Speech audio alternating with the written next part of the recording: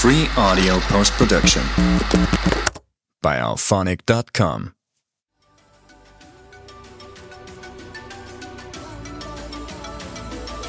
Wagwan, everybody. Welcome to the Dis Affamie History podcast, where we'll be speaking about history and as well family history and how history relates in terms of Caribbean people for the present as well as in the past, and how in the past what that does and brings forth for what we are going through at present and what we can learn from our history, from our family, and take that moving forward. So I do hope you enjoy the podcast. And if you like it, please ensure to subscribe, like, and review. Thank you.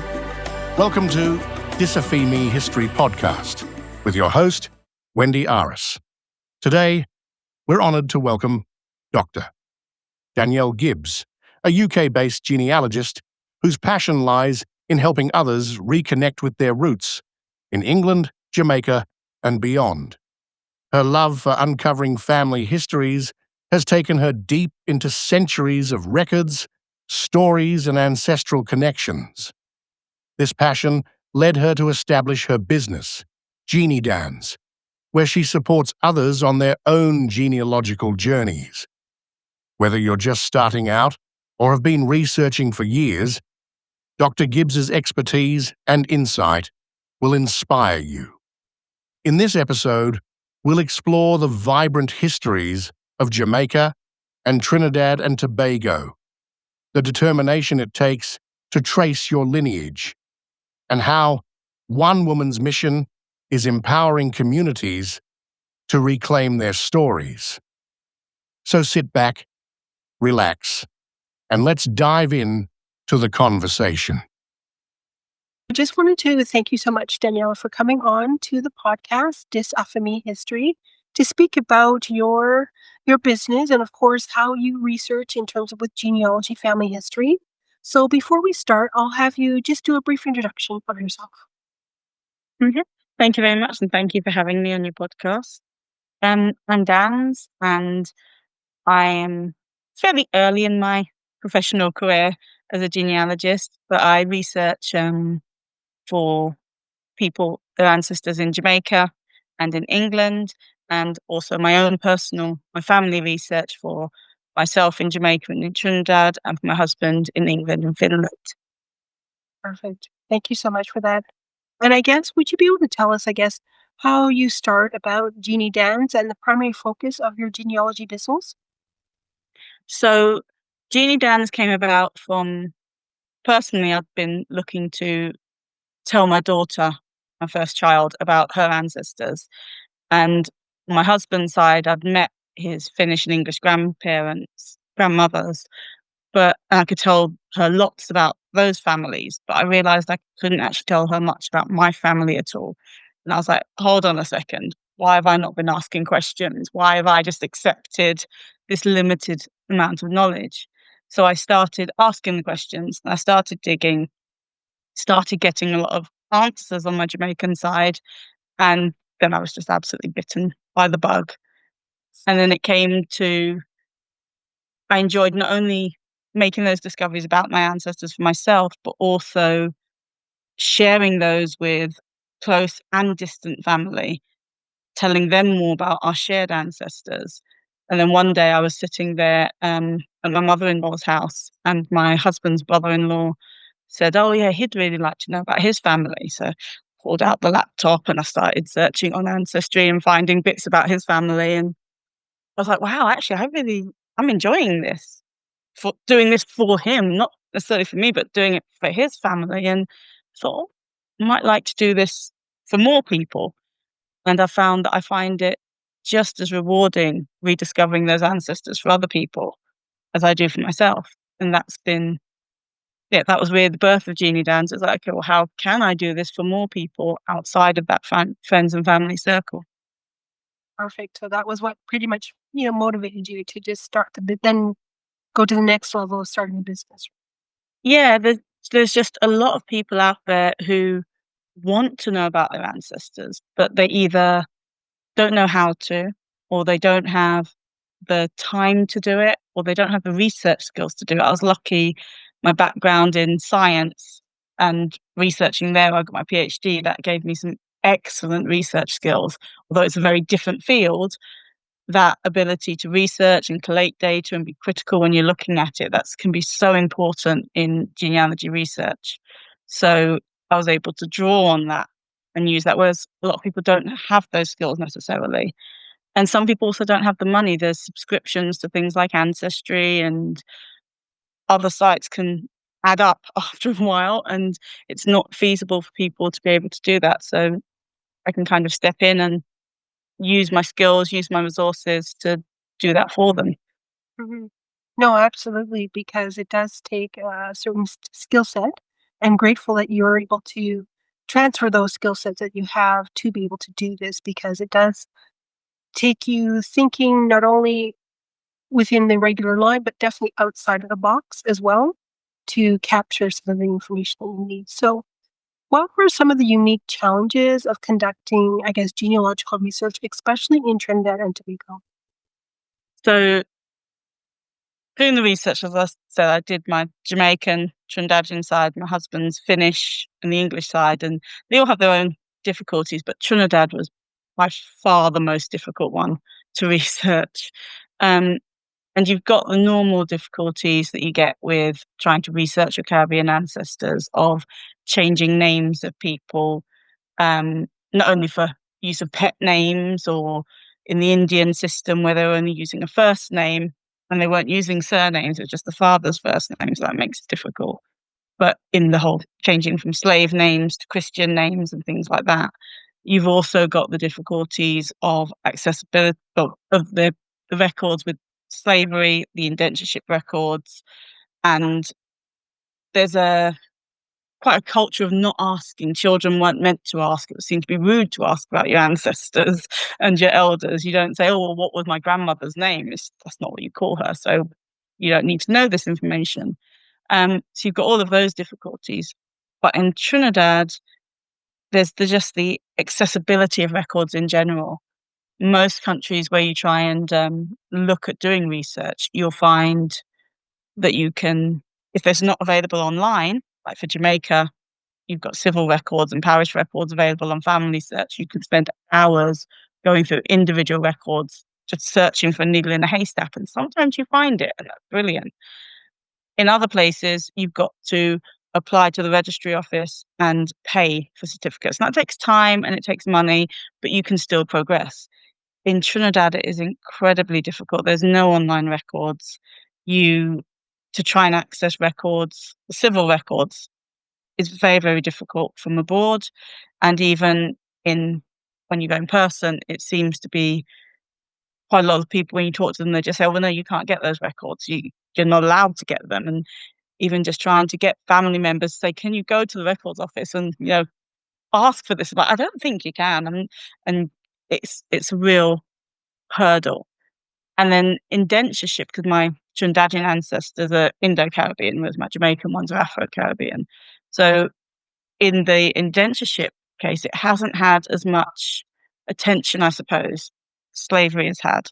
So whereas if I was looking for Afro-Caribbean ancestors in Trinidad, you could look into the slave registers. You'd just have to get past the civil bit, but you could look in the slave registers and look for names. You could look at the plantations and things like that. With the indentureship records, none of that is online. There are brilliant records at the archives for plantation records, where you can see how somebody where they were in their indentureship, and what plantation or estate that they were on. And you can see the Indian arrivals as well. They've got these books where it just lists all of the people as they arrived, their names and where they were coming from and what state they went to. But you can't get to that online. You've got to go to Port of Spain. And that is such a hurdle for people to be able to try and do. Sorry. No. It's true, because I mean, I can only speak from a reference point of with Jamaica, that you'll be able to find a lot of these records. But I wanted to bring up something else in terms of, let's say, a birth or a marriage or a death record. Does the indication of coolie, is that shown on any of the records that you've been able to see from Trinidad and Tobago? Because I've seen it in Jamaica. I haven't seen it come up in the Trinidadian records, but that I think is going to be very much because of my limited exposure to the Trinidadian records. So I see it come up a lot in the Jamaican records, and I'd actually quite like, I need a client with Indian ancestry in Jamaica because I really want to get my teeth in and see how that varies. But unfortunately, none of my Jamaican ancestors are of the Indo-Caribbean population. But it would come up, I would think. From what I've seen, the differences between the islands have not been that vast in terms of how they recorded things. So in Jamaica, if the child was born out of marriage, you don't get the father's details. We see that in the Trinidadian records that I've seen, that doesn't come up then either. But so I assume that they would be using it in the same way that they were using it in Jamaica, but I haven't seen it myself on any particular records for my family. Yeah. Yeah, I just wanted to know because I know when I first saw that, it was just quite, how to say, it was quite inflammatory actually to see it written like that with just their first name and then in brackets, indicating that. So, I guess, how does, colonial history, migration, and of course, record keeping practices affect, of course, this research work? Well, there's, as I was saying about the father's names, and if the couple weren't married or the child was born out of wedlock, that absence of father's details on there. And you see it quite a lot in the Jamaican records where you go through the civil records, even if the father's there registering the birth, he's not listed as a father. It's just he's not allowed to be listed there. Um, and that can be really tricky, especially where you don't have the same system that you would expect coming from Britain or coming from America or Canada, the kind of thing of, oh, this couple's got together, they've got married, they've had children. But that wasn't so much what was happening in that culture. You've also got in the Indian culture that people were getting married within their own religions, and those weren't being recognized as official marriages. So you're still not getting those fathers being written down, although they'd had a Hindu wedding or they'd had a Muslim wedding. And you're lacking in that. The real frustration I think that I find as I go back through the indentureship records and through um, it's the slavery records is that people are being looked at and recorded as assets and as property rather than trying to document somebody's life journey. It's not about, oh, this is so and so's father or mother, or it's not about the relationships between people. And these are the records that we have, these are the records that we have to use in our research for our family history to try and piece together those family relations. But that's not what they were wanting to record, what their aim was. And so there's so much frustration where it's like, well, if you'd have just thought about these people and as family units, you could have told me so much more about them, but you weren't interested in that. And that's quite a frustration. No, absolutely. And it's just one of those things where you just have to glean as what you can out of everything to kind of piece together what their life was like and who they were, as well as people from those types of records. Now, would you have like a personal story or a discovery of your own family research that you would be comfortable in sharing with us? Yeah, this one's going to be from Jamaica, so from my Jamaican side. But with my granddad, when I was trying to find out about his family, I was really struggling to find his birth record because he actually registered under his mother's maiden name, and he didn't get a first name on his actual birth certificate. So that was added later. So I went wide and I tried to find out as many of his siblings' names as I could and search for their birth records because I didn't know the mother's maiden name either. I just knew the father's surname and the children's first names, but the father's surname wasn't on any of the records. So I had to search through and find all of these children and think, okay, well, I found loads of children with the right names and they're all Florence Pringle's children. So I'm guessing Florence Pringle is the right person that I'm looking for to be the mother. And then I came across these two twin girls and I'd been asking like my elder siblings and saying, well, nobody told me about these twin girls. Who are they? And they're like, we don't have twins. There's no twins in this family. I was like, okay, well, they're coming up as being like the third birth of my great grandmother. And then I went and had a look at the death records. And these two girls had been born in 1916 and then they died in 1918. And when I looked, they died within a week of each other. My great grandmother's fourth child was about 10 days old when the first one passed. And you see flu written down. And it was the 1918 flu epidemic. And my history had been really terrible. I hadn't actually realised that the Spanish flu had got to the islands in that way until I saw that. And then I went through and I was like, okay, so one died in the area that we expected, in the area that we knew that my great grandparents lived. The other one died like a village over.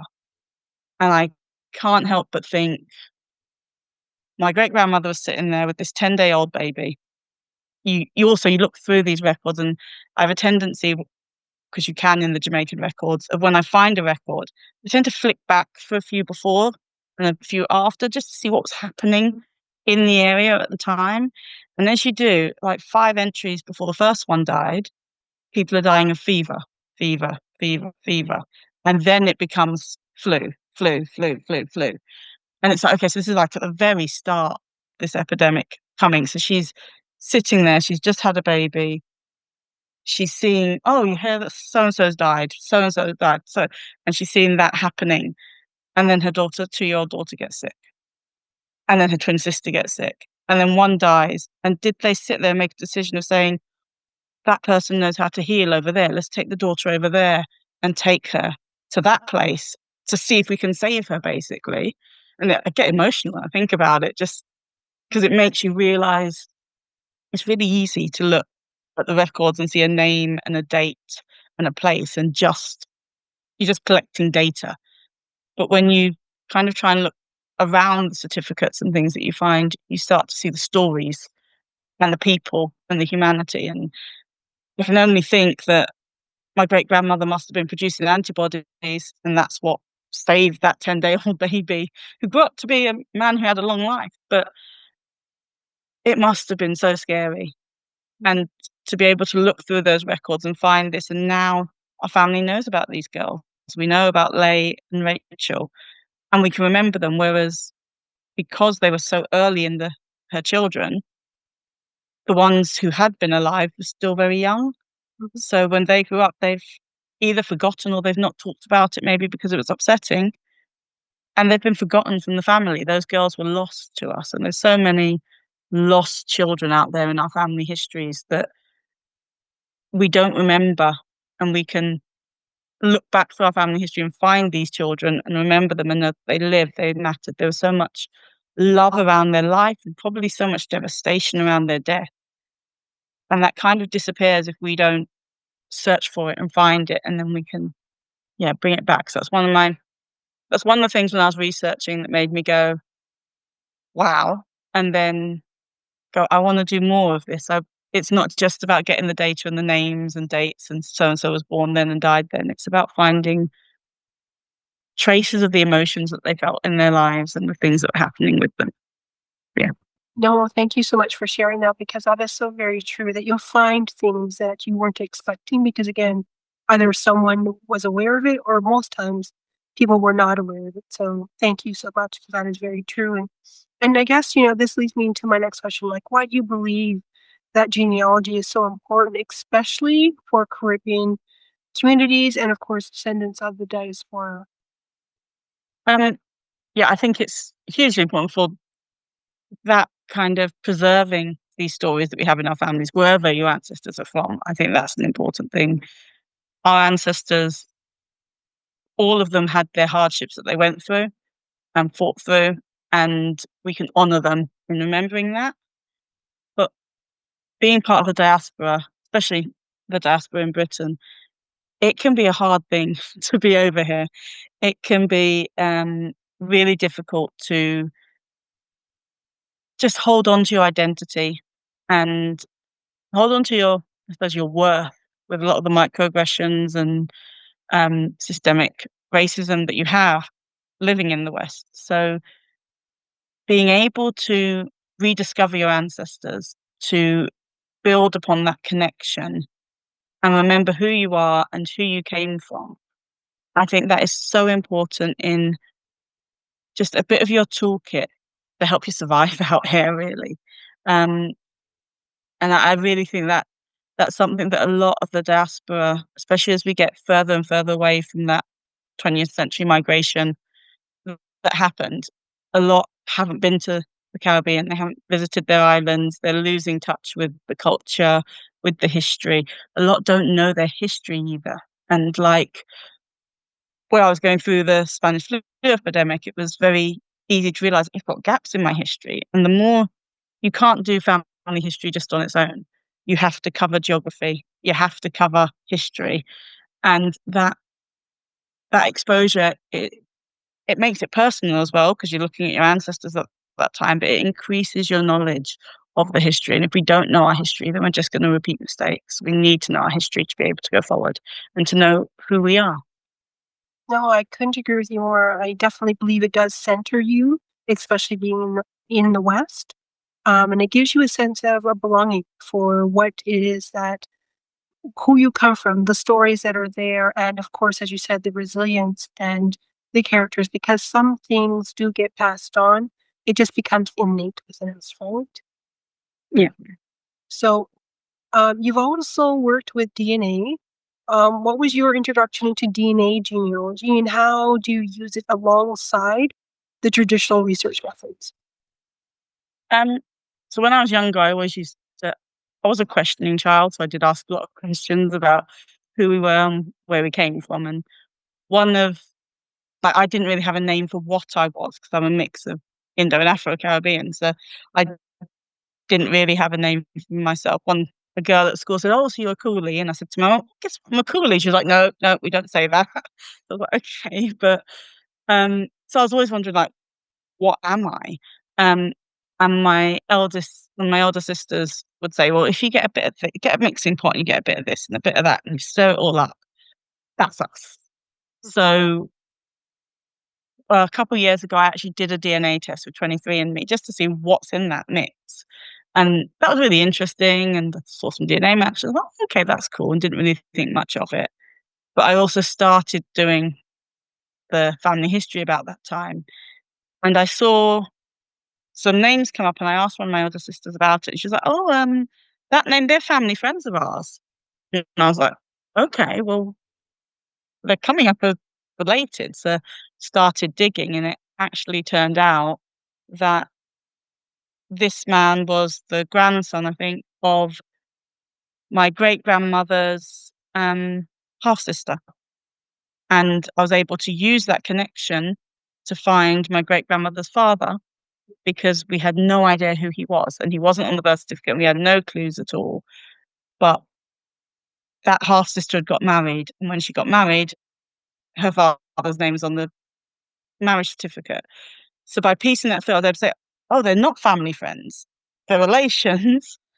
It's just that they've shared the connection coming down the line and maybe forgotten, or at least the younger ones. When I then went and talked to elders several years later, they're like, yeah, we're family. Of course we are. I'm like, oh, right. Okay, well, that could have saved me a bit of work. But the younger ones had forgotten that connection. So I was like, oh, we can use, it's not just about these ethnicity estimates. We can actually start to use it for the matches and we can try and find these ancestors where you have those breaks in the written records. You can use that. I'm using it a lot at the moment to try and get around that difficulty with the Trinidadian records. So going through these databases, pulling out matches, trying to find clusters of I share DNA with this person, we also share with this person, triangulate it and say, right, this is a group of people. Who's that common ancestor that we're coming down from?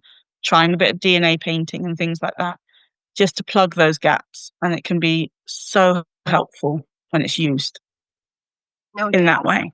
Yeah, no, definitely it can. It just fills in all the gaps that you can't find for the paper. So that kind of leads me into my next Danielle, in terms of Which do you prefer? Is it DNA testing or paper trail genealogy, and why? Yeah, I can't choose between them, so it's a bit of a cop-out answer. But the reason for that is I don't believe that either can be used in isolation. If you just go down the DNA route and you haven't built those family trees and you haven't done that research through the documents, you're going to struggle to verify anything. You're just going to have matches and centimorgans and a big puzzle that you can't work out. If you just go down the documented trail, you'll get to where I got with that great grandmother, and you'll be like, well, I can't find her father, and I've got no way of finding it, and there's no records written, and you can't get back. But if you combine it and really, really combine it, so don't just look at your own documents and your own documented history, find a match, find out as much as you can about their family, and then build their family tree through the documents, and then try and see where you match up. That's the kind of thing that can really, really help.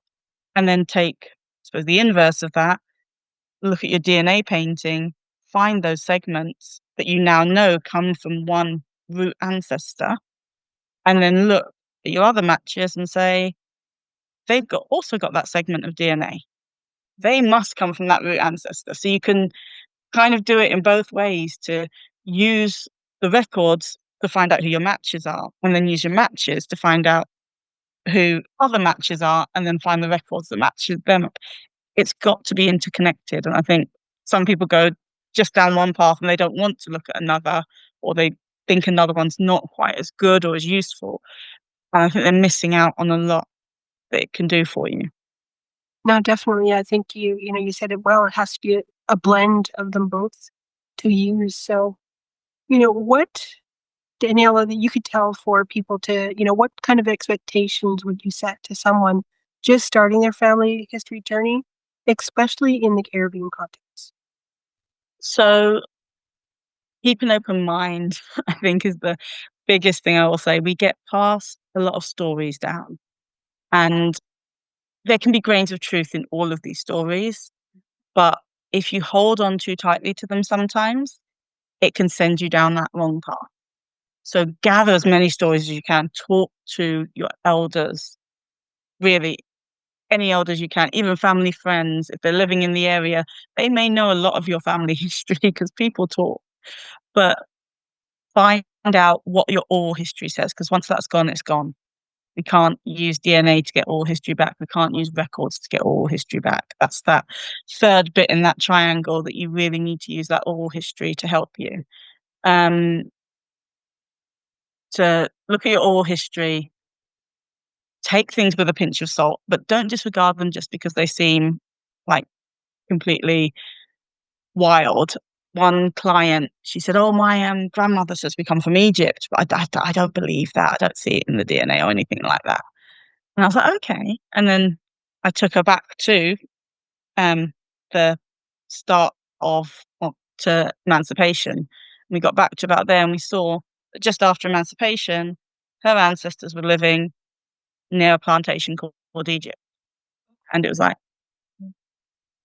okay. So hold those stories, keep them in your mind, because they might, unfortunately, she hasn't taken the work further, so I don't know if they were actually on that plantation. They might have been, or her grandmother might have just meant that they were from around that area by Egypt. But hold on to them, no matter how outlandish or wild they might seem. There might be a grain of truth in them, but don't hold so tightly that you can't see anything. I've had some people say, "Oh, well, we're definitely from this country in Europe. The great-grandfather was definitely from there." And I'm like, okay, well, the records don't say that. The records or the DNA is pointing towards something else. But they're like, well, no, that can't be right. That must be the wrong record, because they've been passed this down through the generations and they're holding on very tightly to that. You won't find all of your ancestors. And that's the sad truth of it. You will get some roads that become a dead end. And it can be incredibly frustrating, because some people will get very, very far down one line and you're looking like, but I'm working twice as hard as them. I'm not finding it. But it can be luck of the draw as to what records have survived, because there's been so much damage to records over the years. And also just what records were actually made in the first place. If the record wasn't made, you're not going to find it. If that piece of the book has been torn out or has been eaten by termites or something, you're not going to find that particular baptism record. But you can get creative and you can do all kinds of things to kind of get around that. It's a really kind of, let's call it the fan method, friends and neighbours, I think it stands for, but going really wide and around that. And that's what I do for a lot of clients. I've got some that are completely new to family research and they haven't done anything at all and still basic family tree. Others have been researching for a few years. I just don't know how to get around this. I can't find this record. And I'll spend 10 hours or so and I will dig through and I'll look in the whole neighbourhood, find those relations and say, okay, well, it looks like this is their cousin, looks like this is an uncle, looks like this is, let's get around to the next generation that way, because that baptism record just isn't there. We're not finding it. We can't get their parents' name that way. But be creative, go around. No, definitely you have to. You can't be too specific, because then you'll just get more frustrated. Now, Danielle, in your business, what has been a challenge or an objection you've encountered from a client or a situation, and how did you handle it? I had one recently. I think this fits into your question, but I was talking to somebody who basically managed a library of records, and I was asking, what do you have records about the Caribbean? It's like a family history library. Like, do you have any records relating to the Caribbean? Yeah, we do, but it's more about the people who came from Europe. I was like, oh, okay, that's great. What kind of, well, like Wales. Wales are great. You can get a lot of information from Wales. Oh, I think it's not really it's more about the people from Europe. I was like, right, okay. And I think what she was basically saying was that the ancestors of me and my clients, I'm not going to find them in these particular records. And you see this in two ways. You see it from people of Afro-Caribbean and Indo-Caribbean descent, where they kind of block out part of their ancestors. Those aren't my ancestors because they're European. You see it from Europeans, they're like, oh no, these can't be your ancestors because they're Europeans. There's a whole issue around European ancestors for us, where some of them might have been voluntary, a lot of them weren't voluntary, and there's a whole lot of emotion wrapped up in that.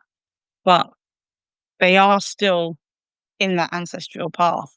And I found it quite frustrating that somebody who is very much involved in family history was completely oblivious to the fact that my ancestors might have their wills registered with them, because I do have European ancestors, but it just didn't occur to her at all that that might be something that interested me, because obviously I was only interested in the enslaved ancestors.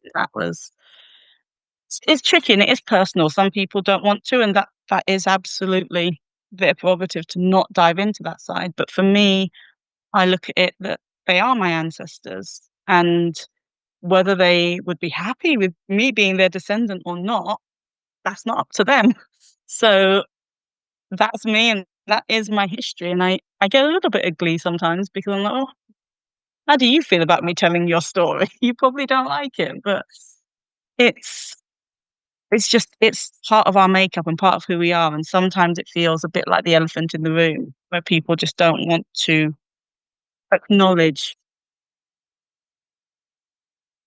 No, definitely. It's a lot of that of acknowledgement, and of course of the fact of that we're connected in some way, shape, or fashion, and for us to be able to get access to those records, to be able to see what was probably really said, what was really discussed, because sometimes it is quite eye-opening. And again, as you said before previously, it does come with a lot of emotions to see records like this. So that's just one thing, right? So, Danielle, how do you approach cases where the paper trail runs cold or the DNA reveals unexpected information? Like, how do you handle that with clients? The DNA side, it's a really sensitive thing. And I have had cases where I've contacted somebody and they're like, oh, we're coming up as a match. And do you have any relatives from this area? And they're like, no, but um, my aunt's family is from there or something. And it was basically that it seems that her father wasn't her father. Her father was somebody else who was a close relation of mine. The first time that happened to me, I was like, oh my God, what have I just dropped on this poor lady? Thankfully, she was like, oh, yes, I got a whole new family to look at. And I was like, she's taking this surprisingly well. Um, but I try and be very careful in what I say. And it can be difficult when you're having these conversations online to see how somebody's reacting to it. You don't get that feedback that you get when you're talking to somebody to know whether you should say more or say less. I do say if anybody does their DNA, you have to do it with a mind of, might find something I'm not expecting to find. And am I ready to do that? Am I ready to dive into that? And in some cases, people just want to be like, no, I'm not looking into that. I don't want to hear any more about that. In other cases, they're like, oh, right, okay, let's dig deeper. Let's find more. And then you help them on that. When the records go cold, I was saying earlier, you've really got to do that creative thinking and go wide and just look at everything you can, which again, really easy to do on the Jamaican records because you can just scroll through the parish records or the birth, marriage, death records and find everything. Trinidadian records, incredibly difficult to do that because if you don't have the mother's maiden name, you can't get access to the birth records at all. So you have to know the surnames to be able to do it. So you can't just be like, oh, well, I'll just dig around for anybody with that surname because they won't give you access to view that record. And just going on with the records for Trinidad and Tobago, does Family Search have any records at all when it comes to Trinidad and Tobago? No, so I meant to say that at the start and I completely forgot. But for Jamaica, you can get those records on Family Search, parish records, civil records. Trinidad, there's just nothing online for the civil records at all. And accessing them, even paying for copies of certificates, is difficult. And you have say first, you don't have any indentureship records at all, and there's no parish records available online either. It is just a dearth of records. It's really, really difficult because it feels like that if you could access those, you could sit through, you could wade through, you can find this. The knowledge is there, the information is there. You just have, I suppose, bureaucracy blocking you from accessing it, and that is very, very frustrating. Family Search has tried to scan them, I've been told. They've offered to do it a few times, but Trinidad and Tobago said they don't want that. So it's very difficult. Yeah. Yeah, and I guess that's the challenge. And then I guess what would you say in terms of with building your business? What has it taught you about resilience, identity, and belonging? One of the main things it's given me is a bit more confidence in myself. I have a lot of imposter syndrome and a lot of feelings of, oh, well, if I can do this, anybody can do this. But it's taught me that I do have something unique to offer people and that I can help people with this. And there's people that need this help. So that's been a bit of a boost for me. It's been a bit of a push myself out there. I'm big but it's tough with that. It's also my own personal journey into the genealogy has helped me feel a lot more connected to my identity, which is something I struggled with when I was younger growing up in Britain. And it's helped me feel rooted to areas, to just feel, more connected to my identity, and helped me bridge that gap and help me pass that on to my children as well, so that they don't have that feeling of disconnect. No, definitely. And then finally, Daniela, what message would you like to leave our listeners, whether they're seasoned researchers or just beginning the journey? Keep the faith, keep digging, keep talking to those elders, even the conversations that you might be putting off. Pick up that phone and call them, because once they've gone and you've lost that chance, they've got stories to tell you, and they'll enjoy telling you those stories mostly. And just keep digging, keep sharing, and share it with others. Although you're finding out your family history, it's also the family history all of those other descendants. So share it with them. You'll be surprised at how much these other descendants have in terms of oral history and possibly even family photos and things like that. I say that it takes a village to do Caribbean family history. With English or American family history, you can go back very far, very quickly, on your own, sitting on ancestry. It's slower, much, much slower to do Caribbean history, and you need to draw from wider oral history, wider records, and just build wide and enjoy yourself doing it as well. It can be very fun, but read around as well. Read around the history, because that will help you, and pick up maps. Maps are really helpful, especially if, like me, you haven't been to the Caribbean as much. Using those maps can really help you become familiar with areas. No, definitely will. And will definitely guide you, as you said, to make it a wide search and then having to go back to be very narrow, because that's what connects things, because you don't know which people, who they were doing business with, neighbors. They know more of the history sometimes than some family members. But I do appreciate your time coming on, speaking to this, and of course, speaking about your business as well, which I'll put in the show notes, where if people want to connect to you, they can, because it is valuable information, and just to be able to assist present people, I thought we can to know how and why, and some of the challenges that they may face, and not to give up. So thank you.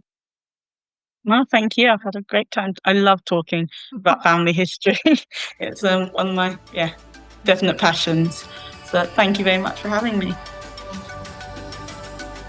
Hoped you enjoyed this episode, and if you did, please make sure to like, follow, subscribe, and write a review for the episode wherever you listen to your podcast. Thank you.